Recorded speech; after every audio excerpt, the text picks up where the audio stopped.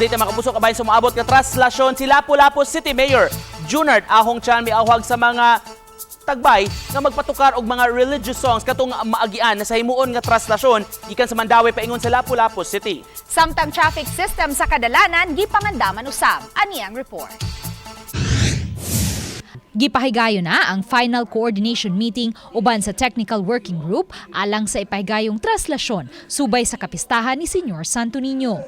Gilangkuban kini sa Lapu-Lapu City Police, Lapu-Lapu City Fire District, Naval Forces Central, Lapu-Lapu City LGU ug kadagkuan sa Nuestra Señora Virgen de la Regla Parish.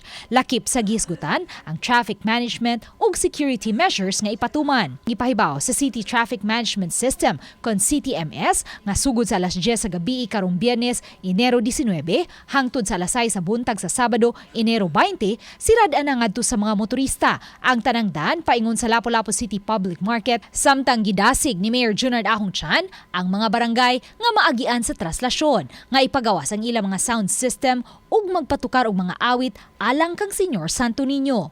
Uban ni Marlon Melgazo, Luan Merondina, GMA Regional TV Live.